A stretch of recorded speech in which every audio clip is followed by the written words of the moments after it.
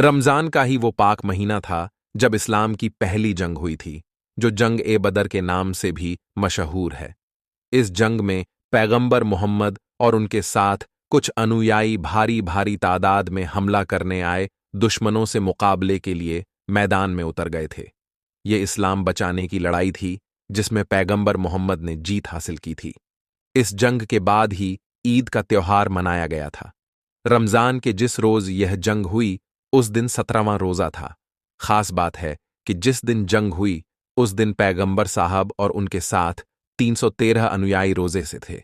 इसके बावजूद पैगंबर मोहम्मद और उनके अनुयायी अल्लाह का नाम लेकर लड़े और 1000 से ज्यादा की तादाद वाली दुश्मन की सेना पर भारी पड़ गए।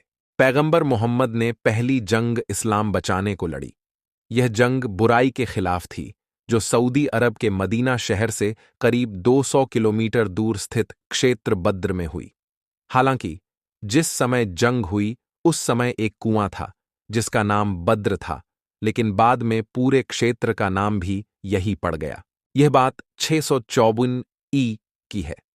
उस समय इस्लाम के पैगंबर हजरत मोहम्मद साहब इस्लाम का प्रचार कर रहे थे, तो काफी लोग उनकी मुखालफत भी कर रहे थे। उनके साथ कुछ अनुयायी भी रहते थे। ये वही अनुयायी थे जिन्होंने उनके साथ जंग लड़ी। लेकिन कमाल की बात है कि न तो वह जंग लड़ना जानते थे और ना ही उनके पास कोई हथियार था। पैगंबर मोहम्मद की मुखालफत करने वाले दुश्मन अब्बू जहल ने इस्लाम को खत्म करने के लिए यह जंग लड़ी थी। वह मुसलमानों का नामो निशान मिटाने के लिए मक्का शहर से रवाना हुआ था। अब्बू जहल की सेना काफी तादाद में थी। अब्बू जहल की सेना में करीब 1300 से ज्यादा लोग थे जो हथियारों से लैस थे। इसके साथ ही सेना के पास 700 ऊंट और 100 से ज्यादा घोड़े थे।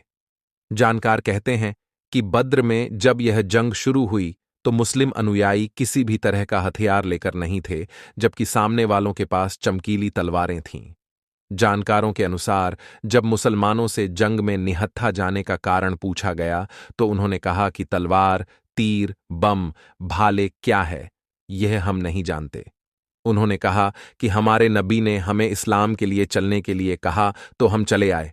हमारे नबी ने कहा कि नमाज पढ़ो, रोजा रखो, अल्लाह एक है, तो हमने यह मान लिया। जब युद्ध की शुरुआत हुई तो यही मजबूत दिखने वाले दुश्मन पीछे हटते चले गए और आखिरकार हार मानकर वहां से भाग गए थे।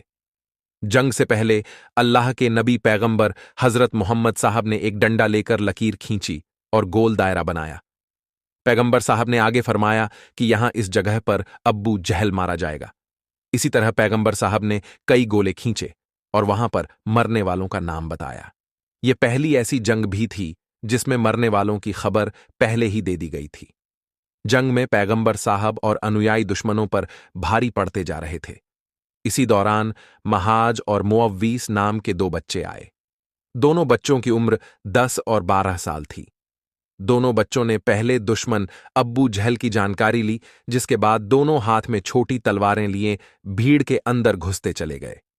दोनों बच्चों ने दुश्मन अब्बू जहल पर ऐसा वार किया कि वह जमीन पर गिरकर तड़पने लगा।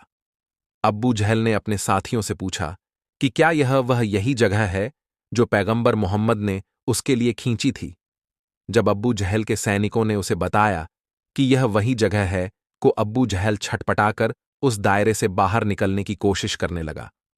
उसने सैनिकों से कहा कि पैगंबर मोहम्मद की भविष्यवाणी को झूठी साबित करनी है तो उसे इस दायरे से बाहर निकाल लो। अब्बू जहल के सैनिक ऐसा करने ही वाले थे कि इससे पहले ही उसने दम तोड़ दिया। पैगंबर मोहम्मद की भविष्यवाणी सच साबित हुई और उसे दायरे में अब्बू जहल की मौत हो गई। इस जंग के बाद भी पैगंबर मोहम्मद का संघर्ष खत्म नहीं हुआ। पैगंबर ने इस्लाम के लिए कई जंग लड़ी और जीत हासिल की। पैगंबर मोहम्मद की इस जीत के बाद खुशी में ईद उल फितर का त्योहार मनाया गया था, जिसके बाद से ईद हर साल रमजान के बाद मनाई जाती है।